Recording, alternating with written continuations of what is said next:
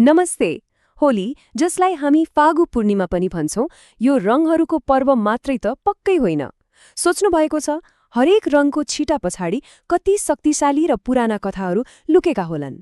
हो, आज हामी तिनै कथाहरू खोतल्नेछौं जसले यो पर्वलाई यति गहिरो अर्थ दिएको छ। ल, आजको हाम्रो यात्रामा हामी के कुरा गर्छौं त? हामी होलीलाई अर्थ दिने तीनवटा मुख्य पौराणिक कथाहरूमा डुबुल्की मार्नेछौं। सुरुमा हामी भक्तिको विजयको कथा सुन्नेछौं, अनि प्रेम कसरी पुनर्जीवित भयो भन्ने बारे जान्नेछौं, र अन्त्यमा रंगहरूको त्यो दिव्य खेलको रहस्य पनि खोल्नेछौं। अनि यी सबै कथाहरू मिलेर आज हामीले मनाउने होली कसरी बन्यो त्यो पनि हेर्नेछौं। होली, होइन त? नेपाल र भारतको एकदमै ठूलो पर्व। खासमा यसले जाडोको बिदाई र न्यानो वसन्तको स्वागत गर्छ। यो भनेको प्रकृतिमा नयाँ जीवन पलाए जस्तै हाम्रो जीवनमा पनि नयाँ उमंग र उत्साह मनाउने बेला हो। अब लागौं हाम्रो पहिलो कथातिर। यो त्यो कथा हो जसले होलीको नैतिक जग बसालेको छ, र पर्वको नाम नै यही कथाबाट आएको मानिन्छ। यो कथा हो अटुट विश्वास र घमण्डी शक्तिको। एउटा यस्तो लडाई जहाँ एकातिर भक्ति छ, अर्कोतिर अहंकार। कथा निकै रोचक तरिकाले अघि बढ्छ। पहिलो चरणमा राजकुमार प्रहलाद आफ्नो आस्थामा चट्टान झैं अडिग रहन्छन्। दोस्रोमा उनकी फुफू होलिकाले उनलाई मार्न आगोको षड्यन्त्र रच्छिन्। तर तेस्रो र अन्तिम चरणमा के हुन्छ? प्रहलादको भक्तिले जित्छ, उनी बच्छन्, तर वरदान पाएकी होलिका आफै त्यही आगोमा जलेर खरानी हुन्छिन्। र यही कथाबाट होलिका दहनको परम्परा सुरु भयो। होलीको अघिल्लो रात जुन आगो बालिन्छ नि, त्यो भनेको असत्यमाथि सत्यको विजयको प्रतीक हो।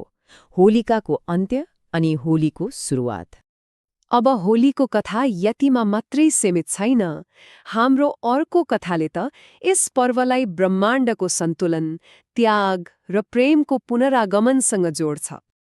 यहाँ कथा अलि फरक छ। एकातिर छन् प्रेमका देवता कामदेव, र अर्कोतिर छन् ध्यानमा लीन भगवान शिव, अनि सुरु हुन्छ एउटा ठूलो द्वन्द्व। यो कथाले विनाश र पुनर्जन्मको एउटा सुन्दर चक्र देखाउँछ। कामदेव भस्म हुन्छन्, तर पछि फेरि नयाँ जीवन पाउँछन्। यो ठ्याक्कै वसन्तमा प्रकृतिले नयाँ जीवन पाए जस्तै हो, प्रेमको पुनरागमन हो।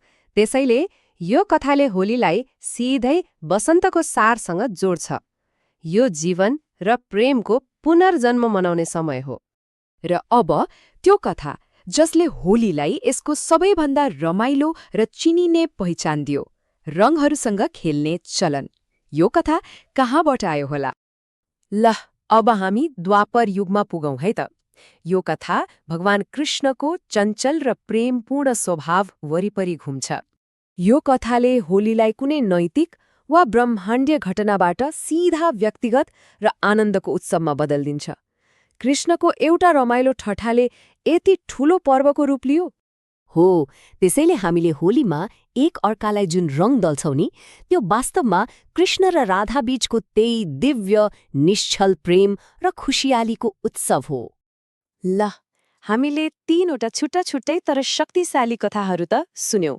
अब यिनीहरू कसरी आज हामीले मनाउने होलीमा आएर एकै ठाउँमा जोडिएका छन् त्यो हेरौं है त। यहाँ हेर्नुस् त, कति प्रष्ट छ। हरेक कथाले होलीको एक परम्परालाई जन्माएको छ।